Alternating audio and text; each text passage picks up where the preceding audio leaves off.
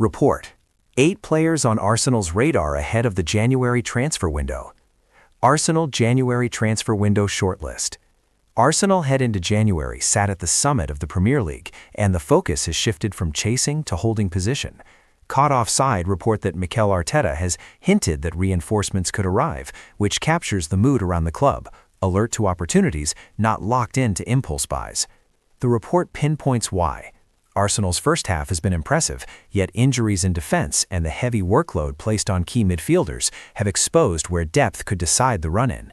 With domestic and European fixtures piling up, 1 or 2 targeted additions can protect performance levels when rotation becomes unavoidable. January window approach at Emirates Stadium. Caught offside suggest January business is expected to be measured rather than reckless. That aligns with Arsenal's recent pattern, deals that improve the squad now while also fitting the next phase. In practice, it points to flexibility, moving quickly if the right player becomes attainable. Defensive options: Bardasagi, Ahanor, Jake. At left-back, Davide Bardasagi is described as the highly rated AC Milan youngster and a potential solution for left-back depth, with sources close to the agents industry have informed Caught Offside. The appeal is obvious: a developing option who can cover minutes and grow into the environment. At center-back, Honest Ahanor of Atalanta is noted as an emerging candidate, while Jeremy Jacquet of Rennes has been the subject of informal discussions. There is no mention of an offer, which makes this feel like smart groundwork rather than an imminent deal. Midfield rotation plans: Buati, Stankovic, Neves. In midfield, Lille prospect Ayew Buati is presented as a premium target, valued at $50 to $60 million. That price shapes any January thinking, yet the report says Arsenal are weighing whether a move is feasible if the right conditions arise. Alexander Stankovic of Club Brugge is also mentioned, admired for dynamism and intensity, attributes that suit Arteta's high-tempo demands. Ruben Neves is the experienced option. He is keen on a return to European football and has been offered to several top clubs, including Arsenal. It may stay at that stage, although January often turns on availability and timing. Attacking targets: Yildiz and a Odegaard-style project. Kenan Yildiz remains a long-term name, with Juventus reluctant to consider a January sale. That feels like a summer conversation. Arda Güler is the eye-catching detail. Arsenal are said to view him as a potential Odegaard-style project, possibly via a loan-to-buy structure, though Xabi Alonso is keen to keep him.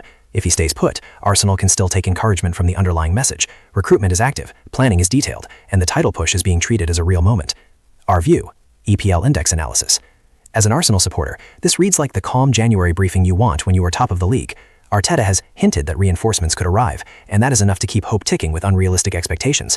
The squad is strong, yet it has looked stretched when injuries bite, especially at fullback and through midfield. If Bardasagi is being tracked as a potential solution for left-back depth, it feels like a tidy move: low fuss, useful minutes, and long-term upside. The center-back names, Honest Ahanor and Jeremy Jacquet, also suggest Arsenal are thinking beyond a quick patch-up. They are planning for the next 2 seasons while trying to win now.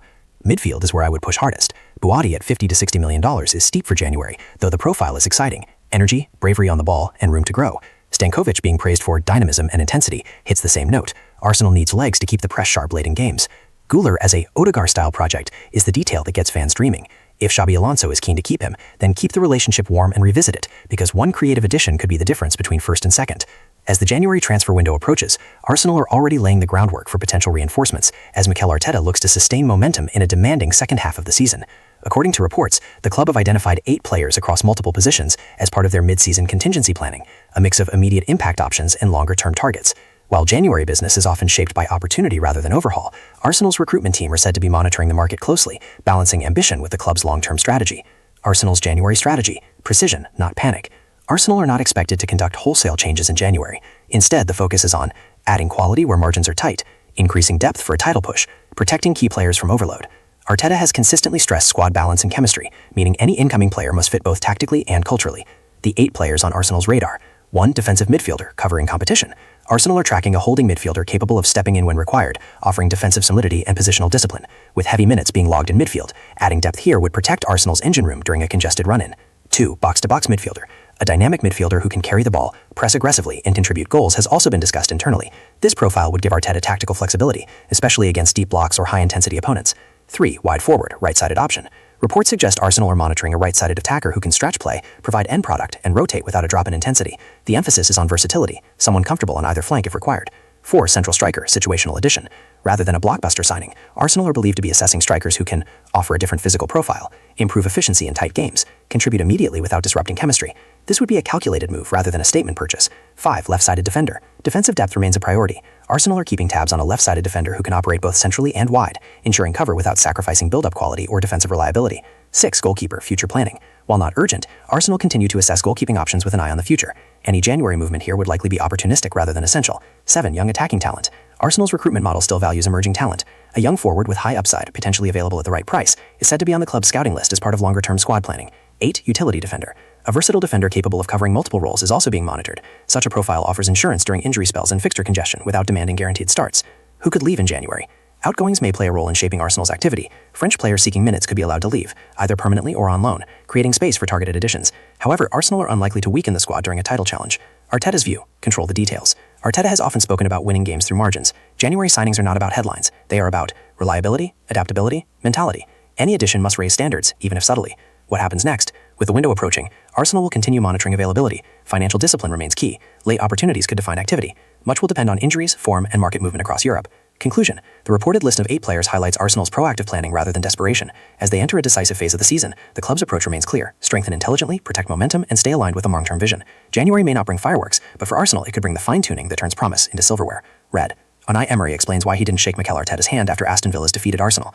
Unai Emery has addressed the post-match moment that sparked debate after Aston Villa's defeated Arsenal, explaining why he didn't immediately shake hands with Mikel Arteta at full time. The incident, captured by television cameras, quickly drew attention on social media, with some interpreting the absence of the customary handshake as a sign of tension between the two managers. However, Emery has now moved to clarify the situation, insisting there was no disrespect involved and no issue with his former club or its head coach. What happened after the final whistle? Following the final whistle at the Emirates Stadium, Arsenal celebrated a hard-earned victory that strengthened their position at the top of the Premier League table. As players gathered and staff reacted on the touchline, Emery was seen walking away without engaging in the usual post-match handshake with Arteta. Given the pair's shared history at Arsenal, the moment was always likely to be scrutinized, but Emery says the reality was far less dramatic than it appeared. Emery's explanation: emotion and focus. The Aston Villa manager stressed that he was emotionally invested in the game and wanted to quickly address his squad following a disappointing result. According to Emery, there was no intention to ignore Arteta or send any message through his actions. Instead, it was a case of a manager processing defeat and prioritizing his team in the immediate aftermath. Respect between Emery and Arteta.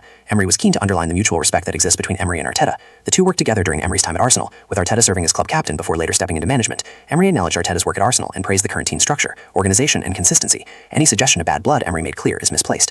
Arteta's reaction. Mikel Arteta, for his part, played down the incident entirely. Arsenal sources indicate Arteta viewed the situation as insignificant, understanding the emotions that come with defeat, particularly in a high-stakes Premier League fixture. There was no complaint from Arsenal's camp, nor any sense that the relationship between the two managers had been strained. A game preyed on the edge. Matches between Arsenal and Aston Villa under Emery had become increasing and intense, shaped by tactical battles and fine margins. This contest was no different, with both sides fully committed and emotionally charged until the final moments. In that context, post-match reactions can often be influenced by adrenaline rather than intent. Focus returns to football. With clarification now provided, attention shifts back to the football. For Arsenal, the victory reinforced their title credibilities and capped a strong end to the year. For Aston Villa, the defeat served as a reminder of the standards required to compete consistently at the very top of the table. Emery remains focused on Villa's response, while Arteta continues to drive Arsenal forward, the brief handshake controversy already fading into the background. Conclusion. Unai Emery's explanation offers a straightforward conclusion. There was no snub, no feud, and no hidden message. In a league defined by pressure and emotion, not every post-match moment tells a deeper story. Sometimes it's simply a manager reacting to defeat, and nothing more. Thanks for watching. Please like, share, subscribe, and share.